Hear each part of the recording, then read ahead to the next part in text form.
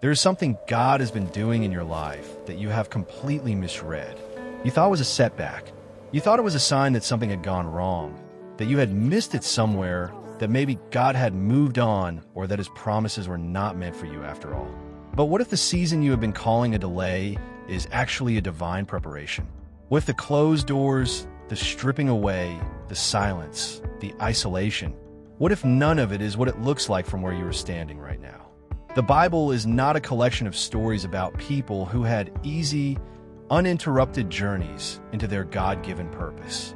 It is a record of people who were prepared in hiddenness, refined in suffering, and positioned through seasons they did not understand, and who only recognized the preparation for what it was when they were standing on the other side of it. Joseph did not know in the prison that he was being prepared for the palace. David did not know in the wilderness that the desert was shaping a king. Moses did not know tending sheep in Midian that he was learning to lead a nation.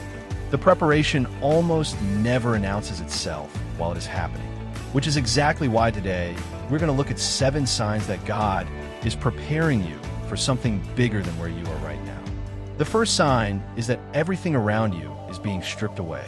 The relationship you did not see ending, the opportunity that closed before it even fully opened, the season of life you thought you were settling into, now being dismantled piece by piece.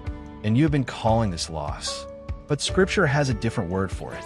In John 15, verse 2, Jesus says that every branch that bears fruit, the Father prunes, so that it will bear even more fruit. Pruning does not feel like preparation. Pruning feels like loss. It feels like reduction. It feels like God is taking things away. But a gardener does not prune a dead branch. A gardener prunes a branch that is bearing fruit because he can see what the branch could carry if it were not weighted down by what it has already produced. Abraham had to let Lot go before he could walk fully into his promise. Joseph lost his coat, his family, his freedom, his reputation, everything that could have caused him to trust in something other than God, before he was ready to hold the weight of Egypt in his hands. If God is stripping things from your life right now, that is not a sign that he is done with you. That is a sign that he is pruning you for what he sees is coming. The second sign is a deep, holy dissatisfaction with where you are. Not the kind of dissatisfaction that comes from comparing yourself to others or from impatience or restlessness born of sin. Something different, a quiet but persistent inner knowing that there is more, that what you are doing right now is not the full picture, that the life you're living is real and good, but that something larger is forming underneath it, pressing upward like a seed that has been in the ground long enough and is finally ready to break surface. Philippians 2, verse 13 says it is God who works in you to will and to act in order to fulfill his good purpose. The stirring you feel is not rebellion against your season. It is God's hand moving inside the preparation, aligning your desires with his direction so that when the door opens, you will already be facing it. Moses felt it tending sheep in the desert. He knew he was meant for something. Even before the burning bush ever appeared, there was a knowing. Do not confuse holy dissatisfaction with ingratitude. One pulls you toward God's next thing. The other is simply restlessness. Learn to tell the difference. The third sign is that doors are closing faster than they are opening. And this one is hard because closed doors feel personal. They feel like rejection, like God looked at what you were trying to build and said no. But consider that Abraham had to separate from Lot before he could walk fully into the promise God had given him. The person he loved, the familiar comfort of shared company, had to be removed before Abraham could step unencumbered into his future. What if some of the closed doors in your life right now are not God saying no to you, but God saying not that, not yet, not with that weight still attached to you? God closes doors not to punish, but to position. Every door that closes in a preparation season is redirecting you toward a door you do not yet know exists. The dead end is rarely a dead end. It is usually a divine rerouting that will only make sense from the other side of it. The fourth sign is that you are being tested in small, invisible things that nobody else can see. Luke 16, verse 10 says, "Whoever is faithful with little will also be trusted with much." Before David stood before Goliath publicly, He had already killed a lion and a bear privately, alone in the field with no audience, no applause, no record of the victory except the living knowledge that God had delivered him. The test before the testimony is almost always hidden. It happens in the ordinary Tuesday morning when you choose obedience when no one would know the difference. It happens in the conversation where you choose honesty over convenience. It happens in the small act of faithfulness with what has already been given to you before anyone has offered you more. And God is watching every one of those small moments, because the one who cannot be trusted with little will not be trusted with much. If your life feels ordinary right now, if the small and invisible feels like all there is, pay attention. The private preparation is not invisible to God. He is building something in you through every faithful small thing that your future self will desperately need. The fifth sign is a season of unusual isolation. And this is perhaps the most misunderstood sign of all, because isolation in a preparation season feels like abandonment.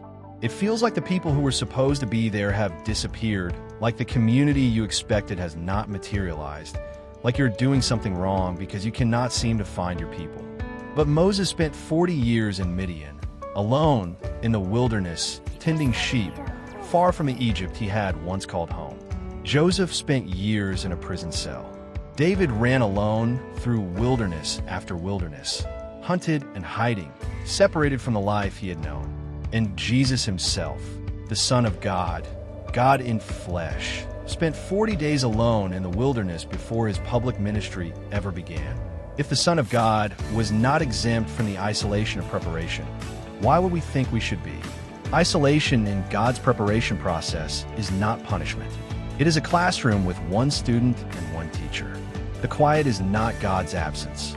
It is the condition under which the deepest formation happens. Because in the silence, when the distractions and noise have been removed, God can speak to you in ways that a crowded season simply will not allow.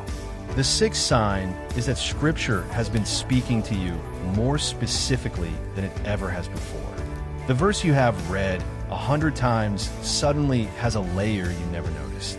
The sermon that was not even directed at you lands in the center of your exact situation. 3 separate conversations in a single week all carry the same theme. And you start to notice that the message is too consistent to be coincidence. Jeremiah 33 verse 3.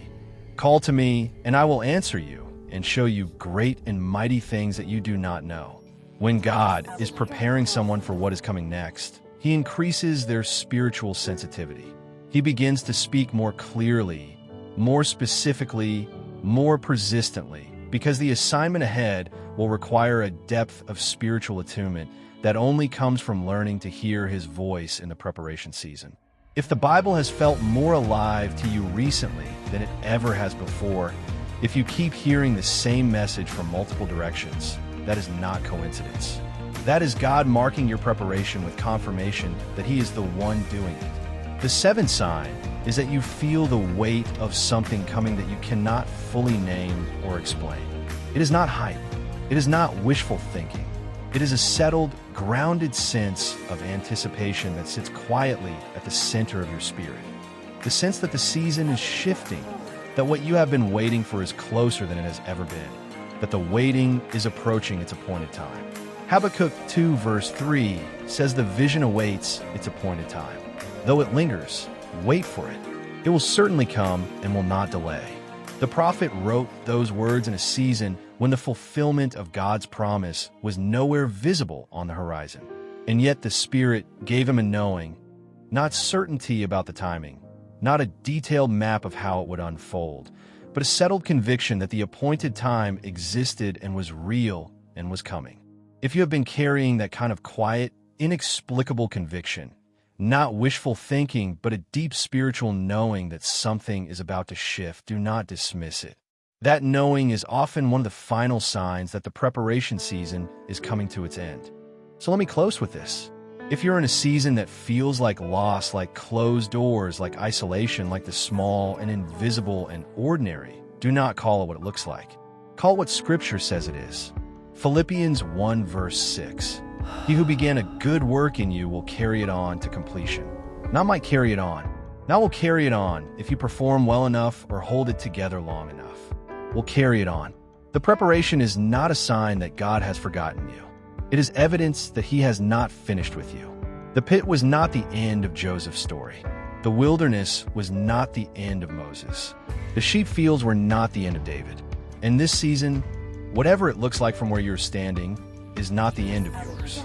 The greater things God has prepared for you required a greater version of you to carry them. And he is building that version right now. In the silence, in the stripping, in the small, faithful things, in the isolation, in the closed doors, in the knowing you are not stuck. You are being made ready.